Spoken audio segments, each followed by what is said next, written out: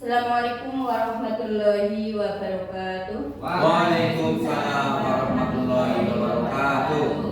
Bismillahirrahmanirrahim. Alhamdulillahirabbil alamin wa bihi nasta'in 'ala umuri dunya waddin. Wassalatu wassalamu ala asyrofil anbiya'i wal mursalin wa ala alihi wa sahbihi ajma'in, amma ba'du. Yang terhormat Kepala Sekolah SD Negeri 1 Bugangin, yang kami hormati Bapak Ari Masrur, Sarjana Pendidikan selaku calon guru penggerak angkatan 11 Kabupaten Banyumas, yang kami hormati Bapak Ibu guru serta tenaga kependidikan SD Negeri 1 Bugangin yang berbahagia. Pertama, marilah kita senantiasa memanjatkan puja dan puji syukur kehadirat Allah Subhanahu wa Ta'ala, yang mana atas limpahan rahmat serta berkahnya pada siang hari ini kita bisa bersama-sama berkumpul di ruangan ini dalam acara diseminasi budaya positif. Sholawat serta salam semoga senantiasa kita curahkan kepada junjungan Nabi besar kita Nabi Muhammad SAW. Sebelum acara dimulai, kami akan membacakan susunan acara diseminasi budaya positif dengan susunan acara. Yang pertama adalah pembukaan, yang kedua sambutan dari Kepala Sekolah SD Negeri 1 Bugangin, yang ketiga yaitu acara inti diseminasi budaya positif oleh Bapak Ali Masrur, yang keempat adalah penutup. Untuk acara yang pertama adalah pembukaan. Marilah kita buka acara pada siang hari ini dengan bacaan basmalah bersama. Bismillahirrahmanirrahim. Yang kedua adalah sambutan dari Kepala Sekolah SD Negeri 1 Bugangin. Dalam hal ini akan diwakili oleh Bapak Haryanto, Sarjana Pendidikan Islam. Kepada beliau kami persilahkan. Ya, terima kasih atas waktu yang diberikan. Assalamualaikum warahmatullahi wabarakatuh. Waalaikumsalam warahmatullahi wabarakatuh. Alhamdulillahirabbil alamin wa bihi nasta'inu ala umuri dunya waddin. Wassalatu wassalamu ala asyrofil anbiya'i wal mursalin wa ala alihi wa sahbihi ajmain, amma ba'du. Yang terhormat Bapak Kepala SD Negeri 1 Bugangin, yang kami hormati Dewan Guru serta karyawan SD Negeri 1 Bugangin, terutama kepada Bapak Ari Masrur yang kali ini akan melakukan seminar atau diseminasi budaya positif. Beliau adalah CGP atau calon guru penggerak angkatan ke-11. Pada kali ini Bapak Kepala Sekolah sedang ada kegiatan. Oleh karena itu Bapak Kepala Sekolah mewakilkan kepada saya untuk memberikan sambutan sedikit Pak Ari tentang kegiatan pada siang hari ini. Yang kedua, salam serta salam semoga tercurahkan kepada junjungan kita Nabi Muhammad SAW, yang kita nantikan syafaatnya di yaumil qiyamah. Bapak Ibu yang kami hormati, kami selaku pihak sekolah yang pertama mengucapkan terima kasih pada Pak Ari tentunya dan kawan-kawan yang telah mengadakan acara pada siang hari ini dengan baik, dengan semangat, dengan kompak, ya. Kalau tidak ada dukungan dari Bapak Ibu semua, kegiatan pada siang hari ini tentunya tidak akan berjalan dengan baik. Terima kasih kami sampaikan sekali lagi. Kemudian yang kedua, ini adalah suatu kebanggaan bagi sekolah ini SD Negeri 1 Bugangin, karena baru Pak Ari ini ya, Pak Ari satu-satunya calon guru penggerak yang terpanggil. Ya, semoga besok ada teman-teman yang lain, ya, Pak Agus bisa mungkin, atau Pak Yoga, atau Bu Emi, Bu Yati dan lain sebagainya. Ini suatu kebanggaan bagi sekolah budaya SD Negeri 1 Bugangin memiliki calon guru penggerak. Semoga Pak Ari dalam kedepannya dalam pendidikan diberi kesehatan, diberi kemudahan, kelancaran, dapat lulus dan tentunya ilmunya dapat bermanfaat bagi kita semua. Kemudian yang terakhir, kami hanya bisa mendoakan dan memberikan motivasi agar terus semangat, tetap semangat walaupun gampangannya panas hujan, Pak Ari harus tetap semangat ya. Kurang lebih berapa 6 bulan ya, 6 bulan pendidikan, harus tetap semangat, harus tetap jaga kesehatan, jangan lupa untuk makan yang bergizi, vitaminnya ya jangan lalai Pak Ari. Siap. Ya, karena itu adalah hal yang sangat penting. Ketika tubuh sehat, maka insya Allah kegiatan akan berjalan dengan baik. Mungkin itu yang dapat kami sampaikan. Tetap semangat, terus lanjutkan, dan semoga acara pada kali ini dapat berjalan dengan baik, dan apa yang disampaikan oleh Pak Ari Masrur kita dapat menerima ilmunya atau mendapatkan ilmunya dengan baik. Kurang lebihnya mohon maaf. Wassalamualaikum warahmatullahi wabarakatuh. Waalaikumsalam warahmatullahi wabarakatuh. Terima kasih kami ucapkan kepada Bapak Haryanto yang telah mewakili Kepala Sekolah Studi Wisata Bugangin. Acara yang selanjutnya yaitu acara inti seminar diseminasi budaya positif yang akan disampaikan oleh Bapak Ari Masrur, Sarjana Pendidikan sebagai calon guru penggerak angkatan 11 Kabupaten Banyumas. Kepada beliau disilakan.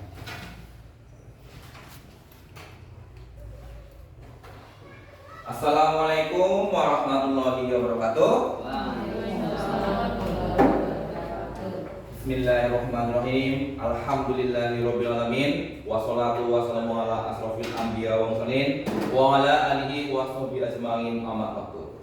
Yang terhormat Bapak Kepala SD Negeri 1 Bugangin, yang kami hormati Bapak Ibu guru serta tenaga pendidikan SD Negeri 1 Bugangin.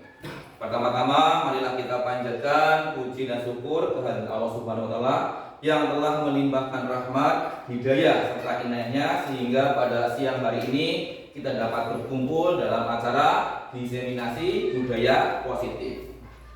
Berikutnya sholawat dan salam semoga tetap tercurah kepada junjungan agung Nabi besar kita Nabi Muhammad SAW. Berikutnya saya mengucapkan terima kasih kepada Bapak Ibu guru yang telah meluangkan waktu untuk mengikuti kegiatan diseminasi budaya positif yang saya laksanakan. Ya, langsung aja kita mulai saja diseminasi budaya positif kali ini. Ya, next. Sebelum kita mulai, kita eksplikin dulu semuanya berdiri. Berdiri dan saling berhadapan-hadapan ya. Ibu dengan ibu-ibu, bapak-bapak. Bu Alim dengan Pak Bu. Ya.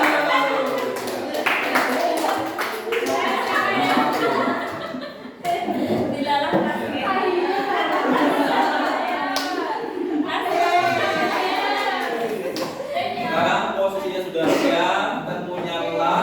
Agar semangat lagi kita senyum dulu. Senyum selama 30 detik sampai giginya kelihatan. Mungkin awalnya terpaksa tapi lama-lama akan terpancing menjadi ketawa. Siap Bapak Ibu? Siap? Ada matanya, senyum mulai dengan 1, 2, 3. Ada matanya, senyum. Ayo, Pak Mariano bukan matanya. Lihat wajahnya. Ya, cukup. Tepuk tangan untuk Bapak Ibu semuanya. Ya, terima kasih.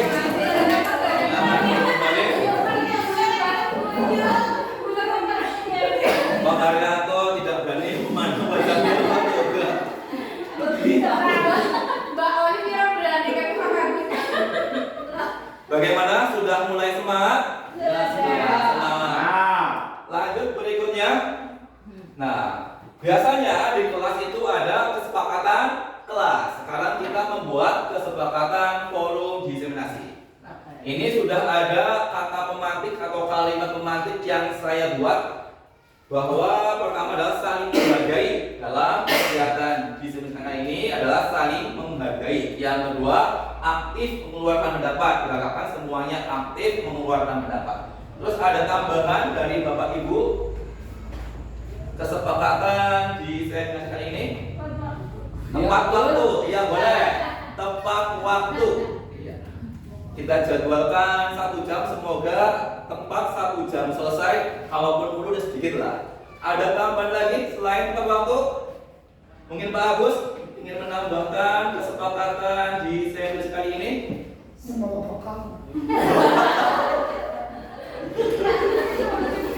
Selalu senyum lah.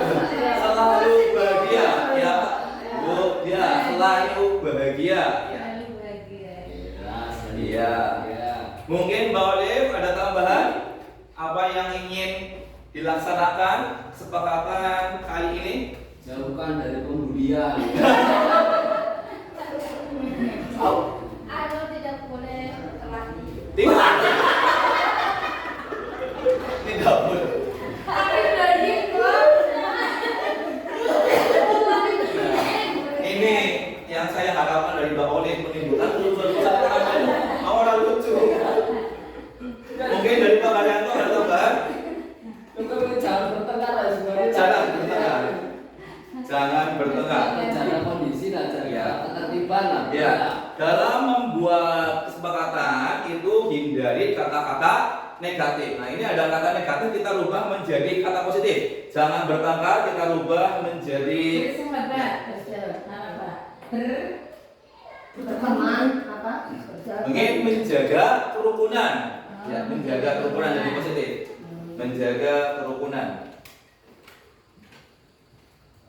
Ada lagi tambahan? Ketertiban, kerukunan ketertiban. Ya boleh, bawahnya menjaga ketertiban. Menjaga hati. Itu sih udah otomatis ya, jaga hati masing-masing. Ada tambahan lagi? Selalu semangat. Selalu semangat ya boleh. Terima kasih tambahannya Pak Haryanto. Satu lagi juga. Selalu semangat. Ada lagi? Jangan ngantuk Pak. Insya Allah tidak ngantuk. Jangan ngantuk. Fokus. Ya fokus. Pinter banget Pak Yoga. Membayar kurikulum Merdeka di Bogangin. Ya, ini adalah kesepakatan forum di sesi kali ini. Yang pertama adalah saling menghargai, yang kedua aktif mengeluarkan pendapat, yang ketiga tepat waktu, yang keempat selalu bahagia, yang kelima menjaga kerukunan, yang keenam menjaga ketertiban, yang ketujuh selalu semangat, yang kedelapan fokus. Ya, ini mudah-mudahan kita bisa tepati kesepakatan kali ini. Lanjut, Mbak Dia.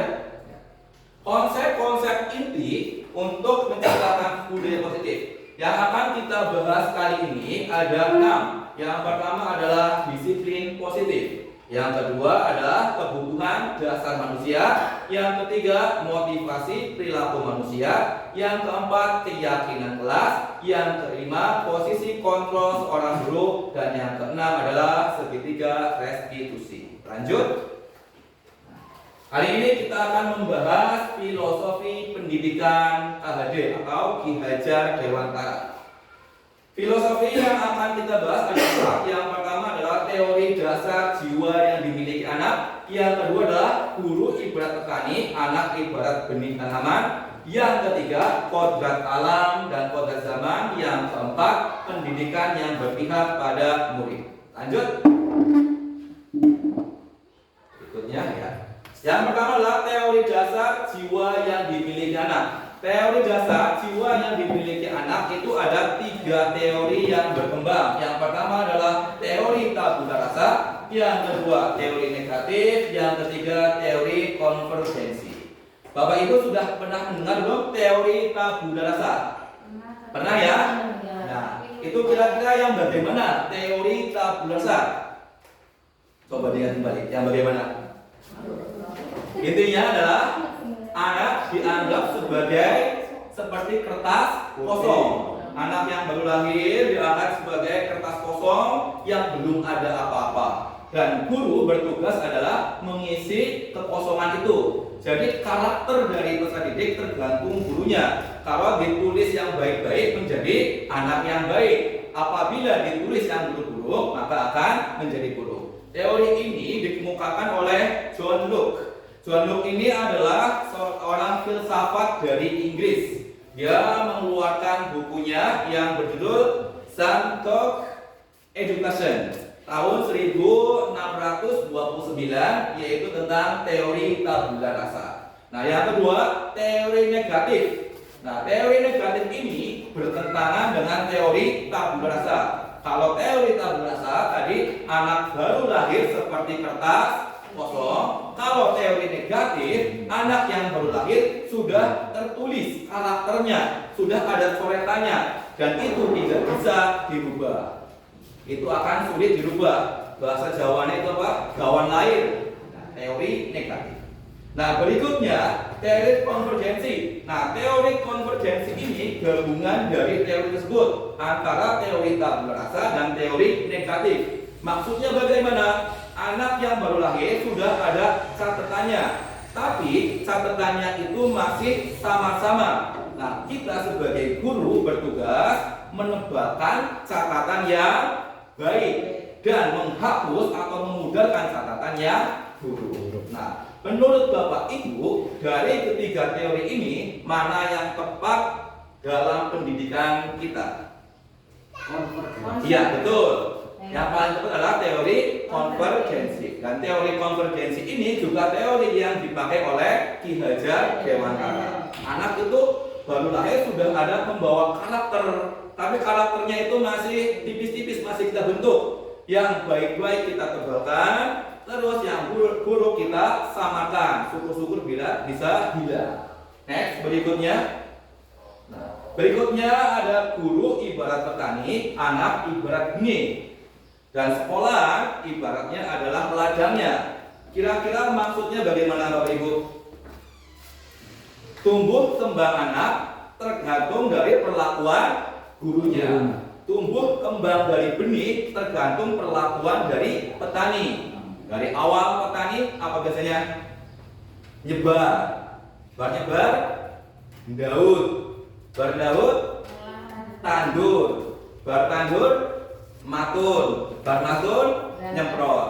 Nah, apabila proses ini ada yang ditinggalkan, maka hasilnya akan tidak maksimal. Makanya proses-proses tersebut harus dilakukan. Seperti itu juga guru, prosesnya harus lengkap, perlakuan lengkap agar bisa membentuk karakter dan juga penunjukan akademik yang baik. Next, berikutnya. Nah, berikutnya ada kodrat alam dan kodrat zaman. Kira-kira bagaimana Bapak Ibu pendidikan kodrat alam? Ya, kalau bahasa gampangnya itu, kalau kodrat alam adalah pembelajaran kontekstual. Contohnya adalah yang paling sederhana kegiatan P5 yang sudah kita laksanakan, pembelajaran kontekstual P5 sesuai dengan lingkungan Bogangin, yaitu kegiatan menyambung duren. Dan kedepannya ini rencananya saya dan Bu Yati akan membuat mendoan sesuai dengan kearifan lokal. Nah, kalau dalam pelajaran di kelas 5 itu ada ekosistem. Ekosistem nanti akan mempelajari tentang rantai makanan.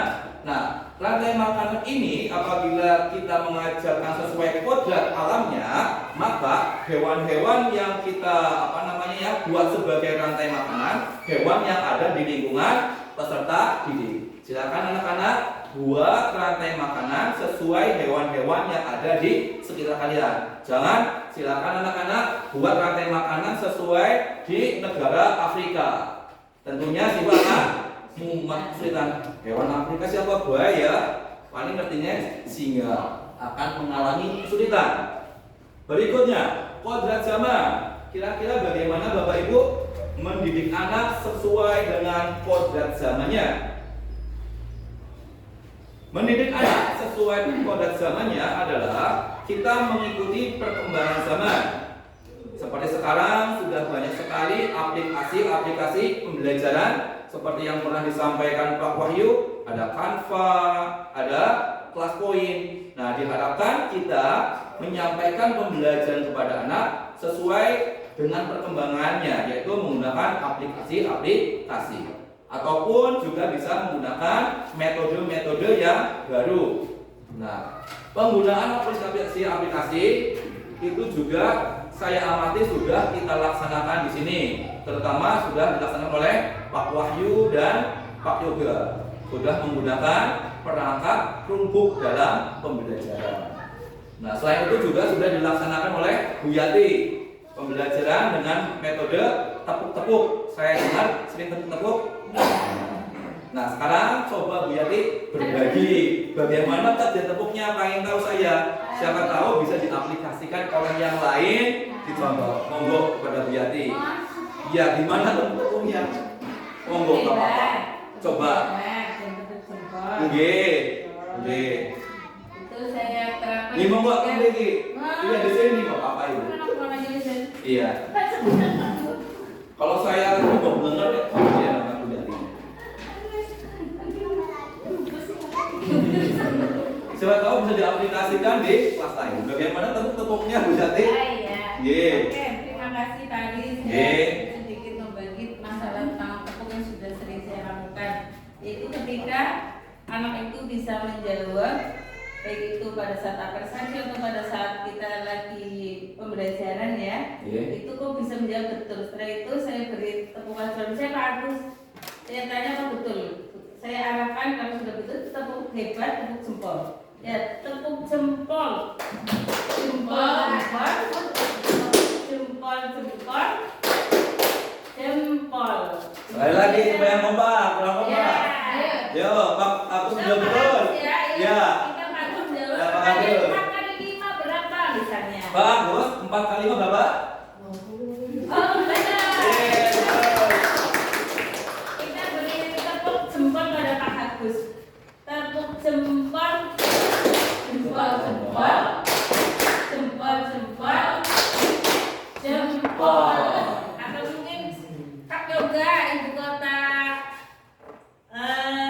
Jawa Tengah itu apa? Oh ya tepat. Tepuk hebat. Hebat, hebat. Hebat, hebat. Hebat. Dan yang lainnya. G. Seperti itu. Terima kasih Bu Yati, tepuk tangan Bu Yati. Sebetulnya apa yang disampaikan di CGP itu sudah banyak kita laksanakan. Cuma kadang-kadang belum tahu istilahnya, masih istilah asing-asing. Ada kodrat alam, kodrat zaman. Berikutnya next. Berikutnya adalah pendidikan yang berpihak pada murid. Nah, menurut Bapak Ibu, bagaimana maksudnya pendidikan yang berpihak pada murid? Pendidikan yang memenuhi kebutuhan peserta didik. Ini juga sudah dilaksanakan. Saya amati Buria waktu itu ketika jam pulang menambah jam pembelajaran belajar membaca. Berarti memenuhi kebutuhan peserta didik yang belum bisa membaca. Pak Agus, hari Jumat ada kegiatan sholat duha, berarti memenuhi kebutuhan spiritualnya, sudah melaksanakan. Ya, teman. Contohnya lagi, Pak Haryanto dan Bu Emi memenuhi kebutuhan peserta didik, yaitu dengan melaksanakan disiplin. Saya amati ketika waktunya masuk. Next, kalau masuk juga belum keluar. Tepuk tangan Bu Emi dan Pak Haryanto. Ya. Terus berikutnya Bu Diah juga. Nah, Bu Diah saya amati itu sering kegiatan praktek-praktek. Ya tidak Bu Diah? Ya, tapi sudah memenuhi kebutuhan peserta didik, yaitu pendidikan yang berpusat pada anak, tidak berpusat pada guru. Guru sih ngomong, gue guru yang benar. Ya. Lanjut berikutnya. Nah, berikutnya apa itu budaya positif? Budaya positif adalah perwujudan dari nilai-nilai atau keyakinan universal yang diterapkan di sekolah. Lanjut. Nah, berikutnya, nilai-nilai kebajikan universal itu apa saja? Nilai-nilai kebajikan universal terdapat pada profil pelajar Pancasila. Waktu itu, waktu pendampingan individu, saya membuat singkatan. Masih ingat tidak Bu Emi singkatannya apa? Singkatan profil pelajar Pancasila. Itu yang bukan, itu yang visi misi, yang profil pelajar Pancasila. Bukan. Next. Coba di next. Singkatannya ini. Nah, B4KM. B yang pertama, beriman dan bertakwa kepada Tuhan Yang Maha Esa dan berakhlak mulia. B yang kedua, berkebinekaan global. B yang ketiga, bergotong royong. B yang keempat, Bermandiri. bernalar kritis. Hanya yakin, hanya mandiri. Agar semuanya kita hafal, semuanya kita bernyanyi. Next, Ini lagu ini sering dinyanyikan oleh kelasnya Pak Yoga. Coba di play. Dan Bu Emi juga bermandiri lah. Waduh. Yuk kita coba. Ayo kan. Kelasnya Pak Yoga sering detail, saya dengar.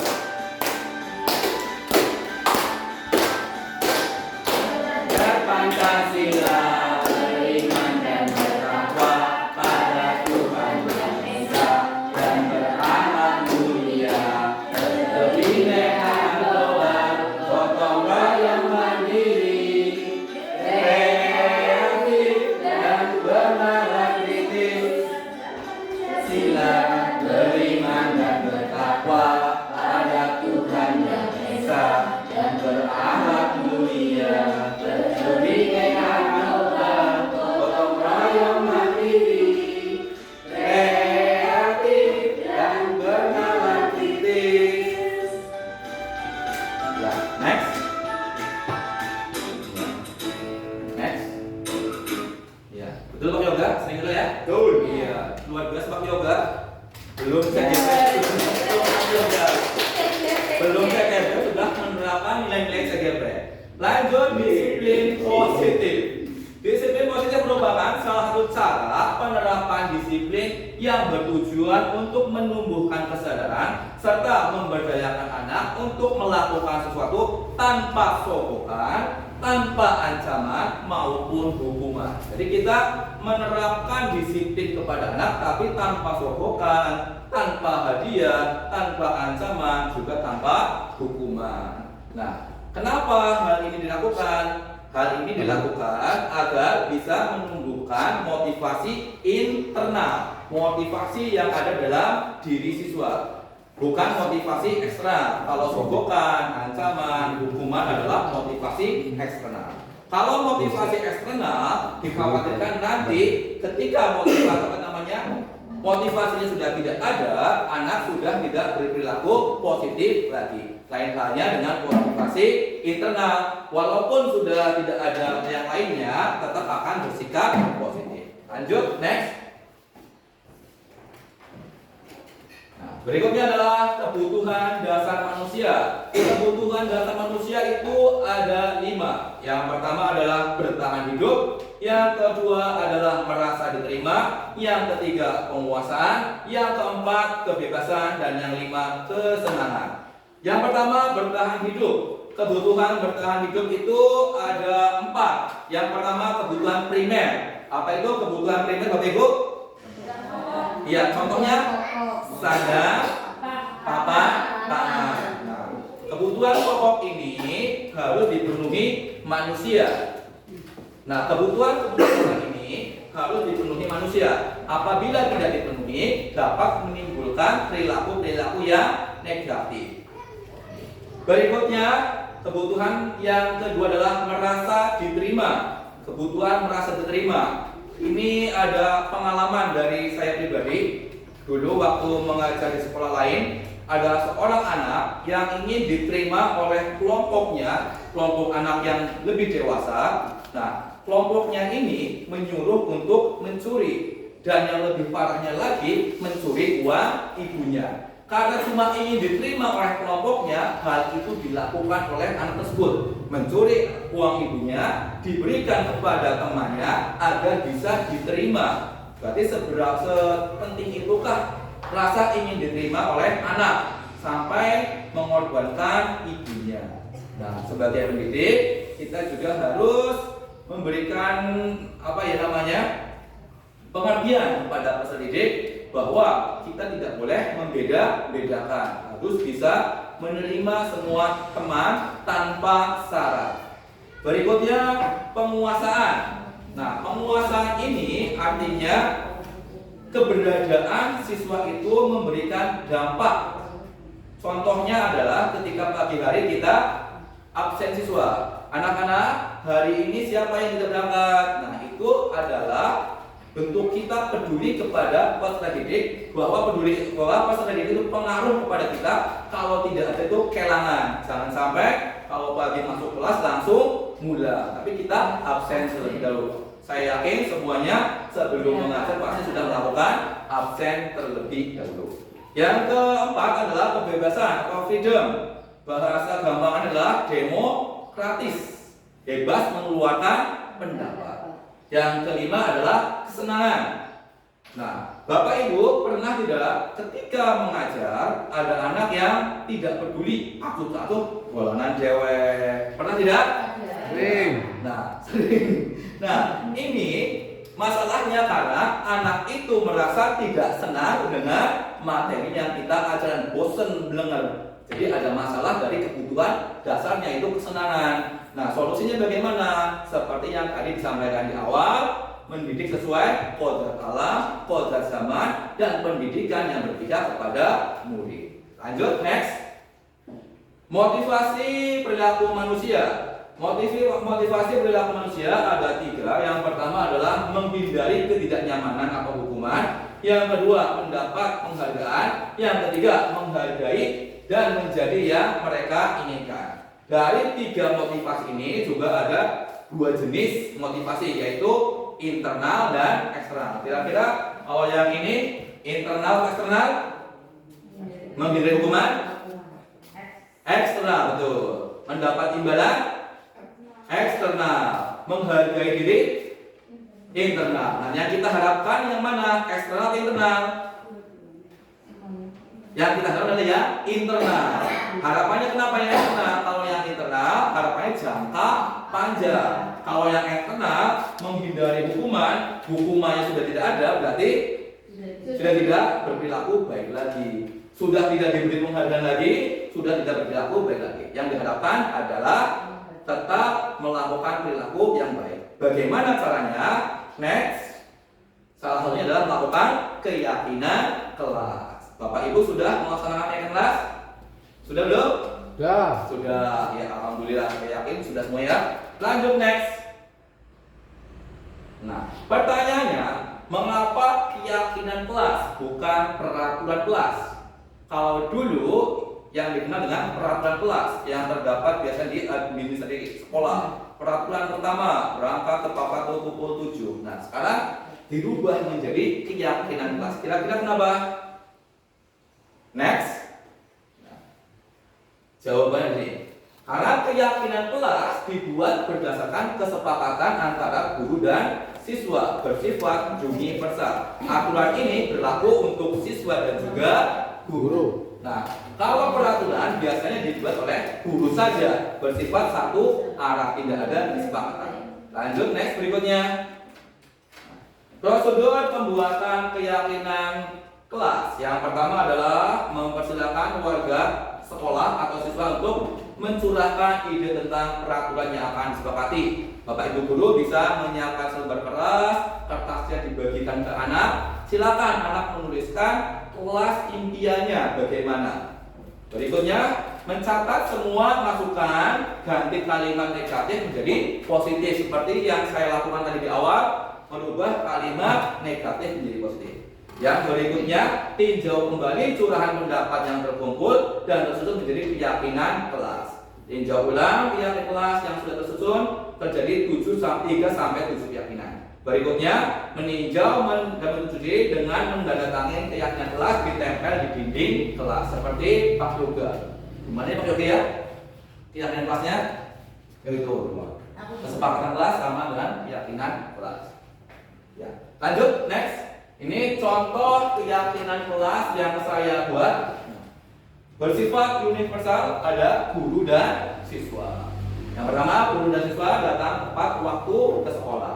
Yang kedua, siswa bertanggung jawab menyelesaikan tugas dan guru berkewajiban mengoreksi. Jangan sampai siswa berkewajiban mengerjakan, guru tidak mengoreksi, cuma ditumpuk saja. Itu kan ibaratnya melas lah, sia-sia. Berikutnya tertib, guru dan siswa tertib memakai seragam sesuai jadwal yang ditentukan. Jadi seragam itu bukan berlaku hanya untuk siswa, seharusnya ada untuk guru sesuai jadwalnya dan lain sebagainya.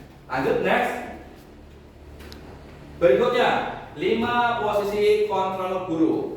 Ya, 5 posisi kontrol guru. Yang pertama adalah penghukum. Yang kedua, pembuat merasa bersalah. Yang ketiga, teman. yang keempat pemantau, yang kelima manajer. Ini ada 5 posisi kontrol. Next, kita amati video berikut ini. Kira-kira posisi kontrol mana dari guru ini? Next, di play.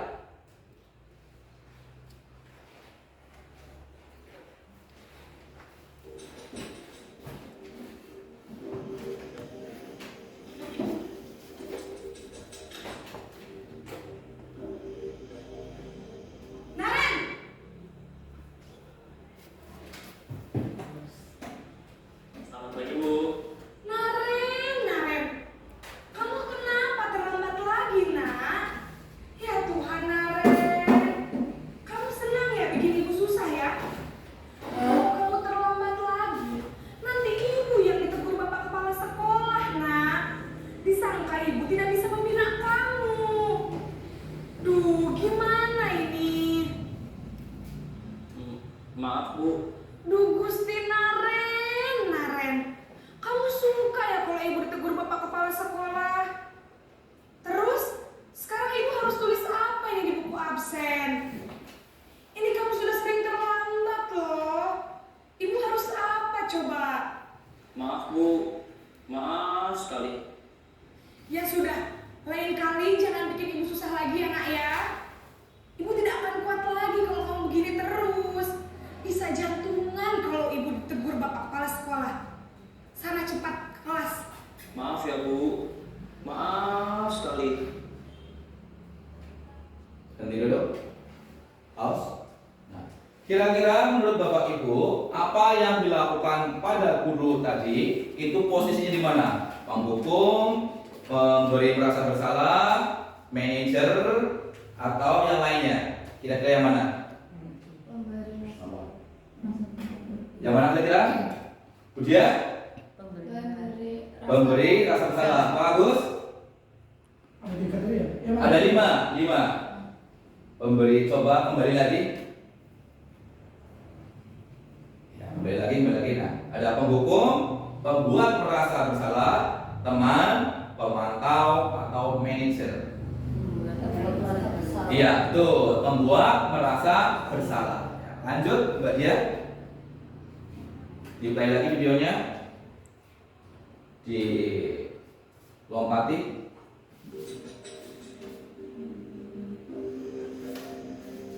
Dilompat di sana yang video kedua.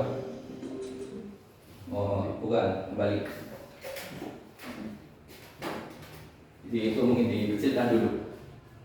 Kecilkan. Ya, dipilih itu.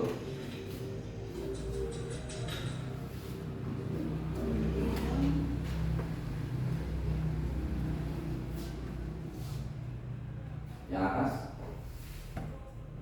di cancel dulu, cancel. Oke, ya itu ya.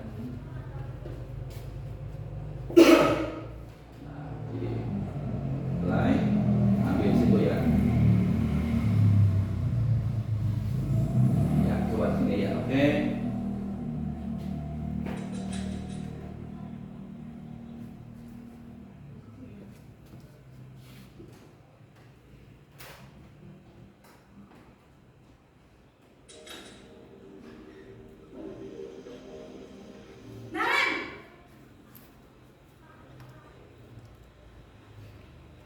Selamat pagi Bu.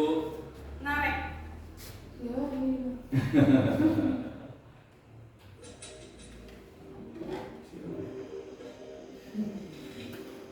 Sudah selesai kalau mungkin. Naren.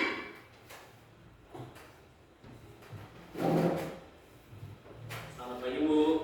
Naren, apa peraturan sekolah kita tentang jam berapa kita harus masuk sekolah, nak?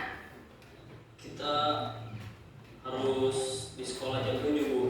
Iya betul, sekarang sudah jam 7.20. Naren sudah tahu konsekuensinya jika terlambat hadir. Paham Bu. Saya harus tinggal kelas pas jam istirahat selama 20 menit. Iya benar, konsekuensinya demikian. Jadi nanti jam 9.30 pas istirahat, kamu harus tinggal di kelas, kerjakan tugas tambahan untuk ketertinggalan kamu, ya? Baik Bu. Ya, bantu dulu. Kira-kira posisi yang mana? Bagian di sana lagi pilihannya? Sebagai teman. Ya. Sebagai teman, pemantau, manajer atau penghukum? Penghukum. Penghukum Teman. kurang tepat. Teman kurang tepat. Manajer. Lebih tepat ke pemantau. Oh, yang tadi ya, pemantau, dipantau dan diberi hukuman. Ya. Kalau penghukum itu lebih galak, nanti ada lagi. Ya. Coba kembalian hanya sebagai pemantau. Coba di sebelah sini ya. Sebelah sini. Sini. Oke, itu. Oke. Asal pemalas. Ya, habis ini. Gak kapok-kapok sih kamu.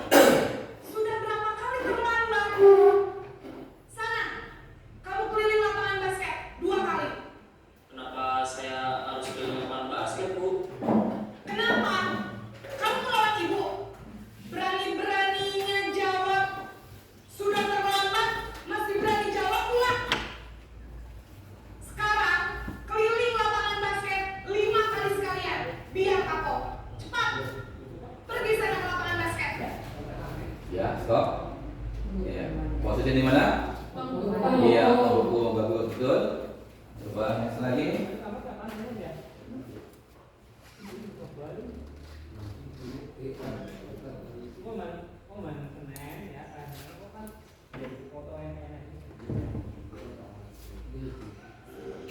Ya. Naren,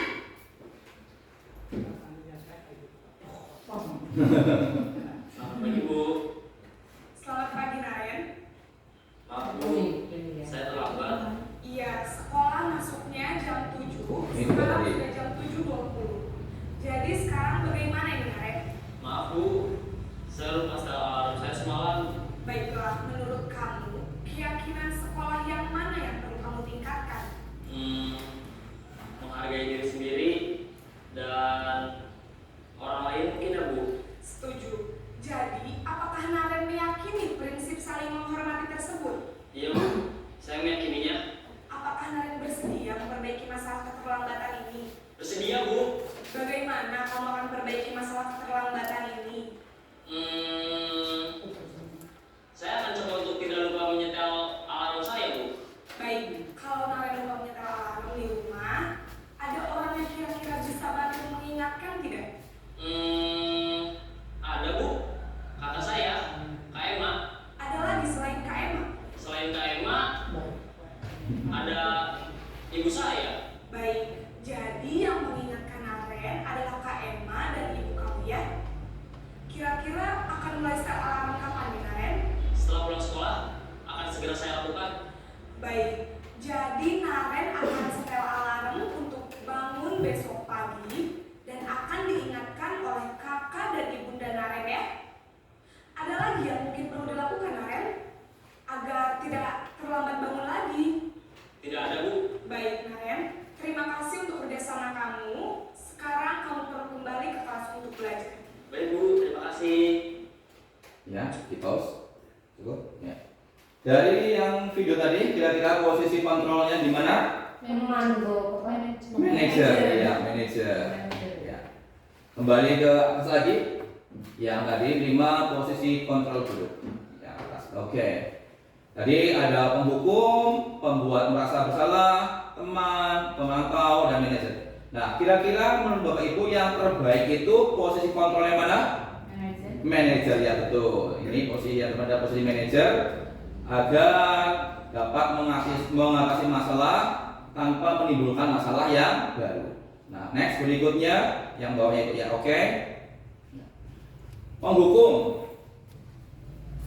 Posisi kontrol penghukum ciri-cirinya adalah menghadiri, menunjuk-nunjuk, berkecak pinggang, membentak, menghukum fisik verbal. Dampaknya apa?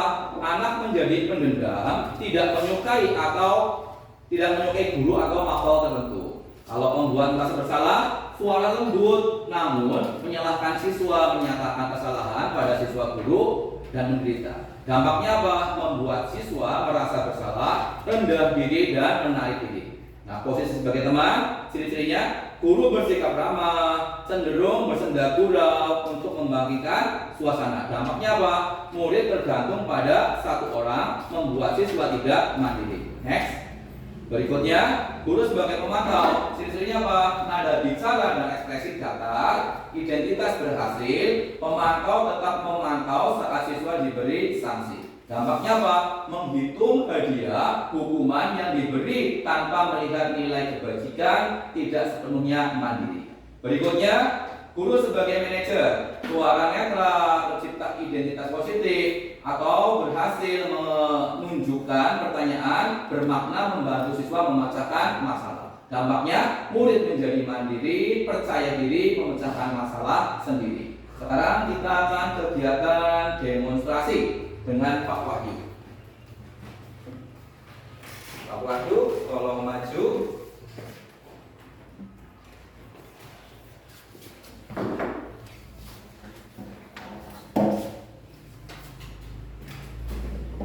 Akan demonstrasi posisi kontrol guru sebagai penghukum ya. Coba Pak Wahyu gambarkan siswa. Ya, siswa, gambarkan siswa. Ya, elak-elakan apa-apa. Anggap ini menggambar Firly lah.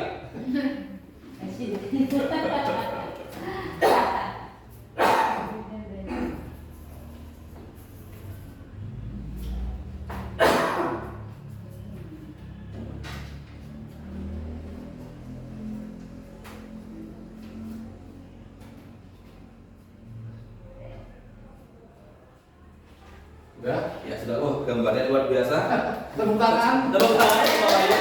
Walaupun gambar spontan itu sampai luar biasa, ini adalah gambar peserta didiknya Pak Wahyu. Nanti Pak Wahyu akan berperan sebagai guru penghukum. Lihat dampaknya apa. Siap Pak Wahyu? Ya. Ya, Pak Wahyu di sini biar terlihat gambarnya apa dampak dari guru yang melakukan menjadi penghukum. Kita lihat dampaknya apa. Andi, sudah berapa kali Pak Guru ingatkan ke kamu? Lagi-lagi kamu.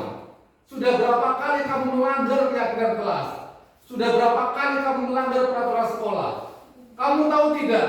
Apa yang kamu lakukan itu bukan cuma merugikan dirimu sendiri, tetapi juga merugikan teman-temanmu.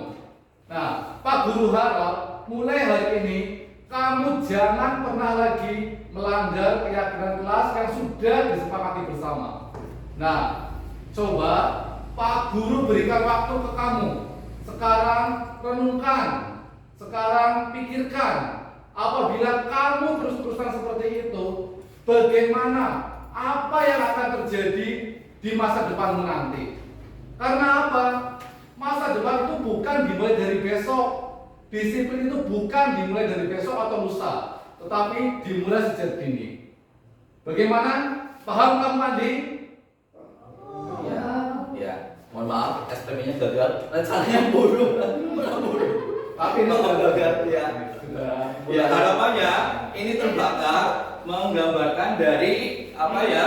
Gambaran siswa ketika dimarahi, dihukum itu terbakar. Nah, kertas ini terbakar, tapi yang terbakar pada peserta didik adalah hatinya. Dan ini biasanya akan membekas seumur hidup.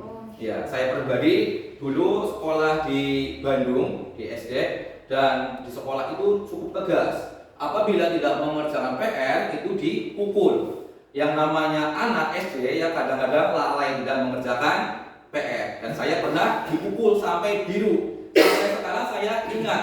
Dan itu tahun 94 masih ingat. Nama gurunya juga masih ingat. Nama gurunya adalah Bu Yati. Kalau Bu Yati ini insya Allah orangnya baik, baik hati, tidak sombong, juga rajin mengaji. Ya. Masih ingat, itu membekas sampai sekarang. Terima kasih Pak Wahyu. Mohon maaf, sudah berhasil sebenarnya. Ada salah prosedur. Lanjut. Ya, restitusi. Sebelumnya Bapak Ibu pernah mendengar belum restitusi? Belum ya? Restitusi itu adalah proses hukum ganti rugi. Sebagai contoh ada tindak kecelakaan lalu lintas, biasanya ada yang luka-luka. Nah, dari pihak korban biasanya meminta restitusi, ganti rugi untuk pemulihan kondisinya. Nah, restitusi ini juga bisa diterapkan dalam pendidikan. Next. Nah, apa perbedaan hukuman, konsekuensi, dan restitusi? Hukuman bersifat tidak terencana, bersifat satu arah, bisa berupa hukuman fisik, psikis, atau kata-kata kasar. Kalau konsekuensi bersifat terencana, sudah disepakati, bentuk-bentuk konsekuensi dibuat oleh pihak guru. Terus berikutnya, restitusi. Restitusi adalah proses menciptakan kondisi bagi murid untuk memperbaiki kesalahan mereka sehingga mereka bisa memperbaiki pada kelompok mereka dengan karakter yang lebih baik. Berikutnya, next. Berikutnya kita analisis konsekuensi dan hukuman. Yang pertama, mencatat 100 kali di dalam buku kalimat, saya tidak akan terlambat lagi karena terlambat sekolah. Nah, ini termasuk konsekuensi atau hukuman, Bapak Ibu? Hukuman, ya betul, hukuman. Berikutnya, lari mengelilingi lapangan basket 2 kali karena terlambat hari sekolah. Konsekuensi atau hukuman? Hukuman, betul. Berikutnya, membersihkan coretan yang dibuatnya di meja tulis. Konsekuensi atau hukuman? Konsekuensi, betul. Murid diminta untuk push up 15 kali karena tidak menggunakan masker di sekolah. Hukuman atau konsekuensi? Hukuman, betul. Berikutnya, berdiri di depan kelas sambil mengangkat kaki satu karena tidak bisa menjawab pertanyaan. Hukuman atau konsekuensi? Hukuman, betul. Membersihkan WC karena merusak pensil teman. Hukuman atau konsekuensi? Hukuman, betul. Lari keliling lapangan karena terlambat 10 menit saat pelajaran PJOK. Hukuman atau konsekuensi? Hukuman. Nah, kalau ini berbeda. Di belakangnya ada PJOK sesuai tupoksinya. Ini termasuk juga ke dalam konsekuensi. Kalau kecuali yang ini tidak ada kaitannya dengan PJOK, itu hukuman. Next, berikutnya segitiga restitusi. Nah, pernah mendengar belum Bapak Ibu segitiga restitusi? Segitiga restitusi ini berfungsi untuk menanggulangi siswa-siswa yang bermasalah. Contohnya siswa yang bermasalah di sekolah kita apa Bapak Ibu? Mungkin anaknya ngomong saru, berkata kasar. Mungkin ada yang apa lagi? Pembulian dan lain-lain. Nah, kita bisa menangani masalah siswa tersebut agar lebih efektif terjadi perubahan internal pada diri siswa. Kita dapat menggunakan segitiga restitusi. Yang pertama adalah dengan menstabilkan identitas. Bahasa Jawanya gampangannya adalah ngedem-ngedemi. Jadi ketika kita menghadapi siswa, kita dem-demi dulu. Jangan kita langsung bernada tinggi dan menakut-nakuti, ya didem-demi dulu. Nah, contoh pertanyaan yang ngedem-ngedemi adalah setiap orang pasti pernah melakukan kesalahan. Pak Guru juga pernah melakukan kesalahan, tapi Pak Guru berusaha untuk memperbaiki. Ya, terus kalau kamu bukan satu-satunya yang pernah salah, yang lain juga pernah salah, tapi yang lain berusaha untuk memperbaiki. Intinya, langkah pertama adalah menstabilkan identitas atau ngedemi.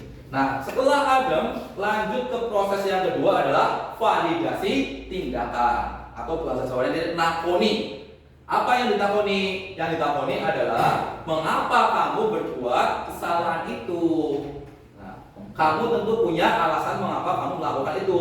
Adakah cara yang lebih efektif untuk mendapatkan apa yang kamu butuhkan? Ditakoni motivasinya apa.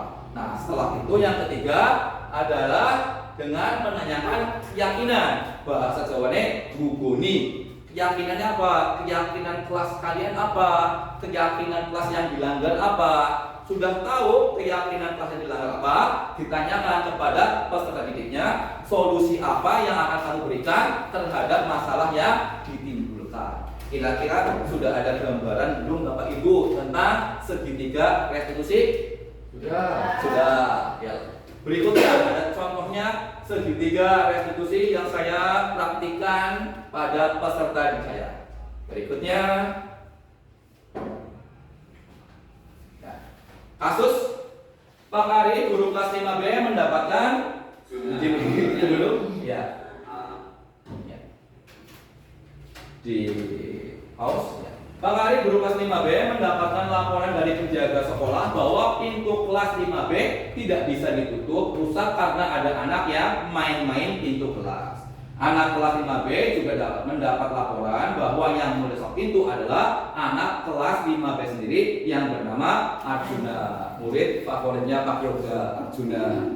Nah, bagaimana cara menangani kasus ini? Cara menangani kasus ini bisa dengan segitiga restitusi. Yang tadi 3N, menakoni atau menstabilkan identitas ya. Bisa lanjut? Alhamdulillah sehat. Alhamdulillah masuk sampai semua ke aku ya. Dibagi kemudian tidak kalau ini rusak. Iya. Aku mendapat laporan dari ini kalau pintu kelas 5 rusak dan ditutup. Nah, aku juga mendapat laporan dari teman-teman kamu, katanya kamu yang rusaknya. Betul tidak? Tidak. Nah, kemarin kamu main-main pintu kelas tidak? Iya. Nah, semua orang itu pernah berbuat salah. Aku juga pernah berbuat salah. Tapi aku berusaha untuk memperbaikinya. Nah, pintu kelas itu bukan mainan ya. Jadi ini adalah validasi tindakan yang salah atau menanyakan alasan untuk melakukan kesalahan tersebut. Iya. Kalau mau itu bisa hal yang positif, hal yang baik.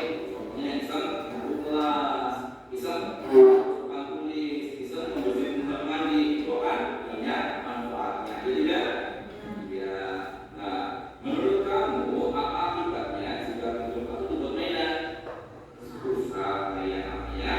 Jangan diulangi lagi bermain di kelas kalian dapat mengakibatkan rusak. Nah, kamu masih anak-anak, itu mas saya masih senang bermain-main, tapi bermainlah hal-hal yang sewajarnya tidak merusak kualitas sekolah. Nah, rencana kedepannya apa yang kamu lakukan agar tidak merusak kualitas sekolah? Memperbaikinya. Bagaimana cara memperbaikinya? Iya, ini langkah yang ketiga adalah menanyakan keyakinan. Bagaimana cara memperbaiki kesalahan dari peserta didik? Berikutnya, apa secara umum polisi ya sekali polisi apa tugas polisi melindungi negara ya. Nah, kamu belum menjadi polisi melindungi negara harus berusaha melindungi fasilitas sekolah. Ya, kalau besar polisi bisa melindungi negara, bisa menjadi polisi agama. Muridnya dia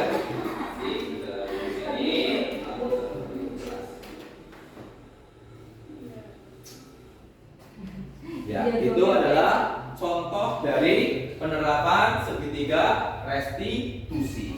Nah, sampai di sini mungkin ada pertanyaan dari Bapak Ibu guru, kurang beberapa menit lagi untuk melengkapi. Silakan tanya apa? Mungkin ada yang belum jelas. Sudah jelas. Akon lah, nggak tahu sejam. Mungkin Bu Yati ada pertanyaan? Nah, Bu Emi langsung. Iya. Ada pertanyaan? Dari Pak Haryanto. Mungkin Ya. bukan pertanyaan Pak. Oke. Sering saja. Karena ini menurut saya dari ilmunya sangat bermanfaat bagi kita semua, ini sangat bagus, sangat baiklah. Ini diseminasi ini sebaiknya ya ini semuanya hadir. Iya, karena banyak yang berhalangan, ini sangat bermanfaat bagi kami. Terima kasih. Dan tentunya Pak Ari semoga besok kedepannya selalu memberikan masukan, motivasi, arahan bagi kami, terutama yang belum ya cek hebat lah begitu, karena ini sangat bagus sekali untuk kita menangani ya pendidikan anak, terutama anak yang bermasalah. Ini terus terang kalau saya sendiri biasanya langsung langsung pesuk dan lain sebagainya ya.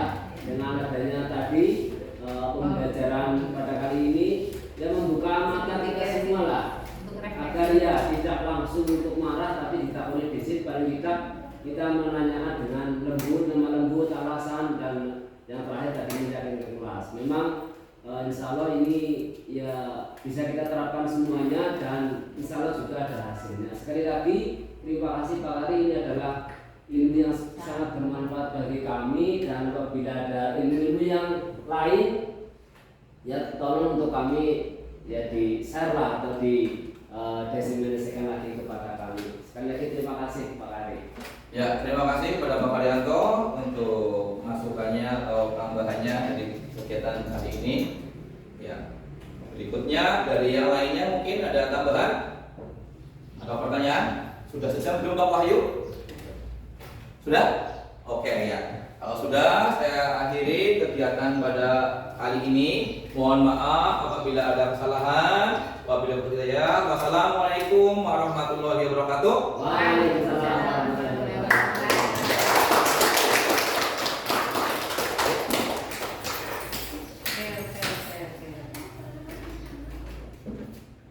Berikutnya Bu Eni. Acara yang keempat adalah penutup. Sebelum acara ditutup, saya sebagai pembawa acara apabila dalam membawakan acara banyak kekeliruan, kesalahan atau kata-kata yang kurang berkenan, kami mohon maaf yang sebesar-besarnya. Selanjutnya marilah kita akhiri acara seminar Destinasi Positif hari ini dengan baca alhamdulillah. Alhamdulillahirobbilalamin. Assalamualaikum warahmatullahi wabarakatuh.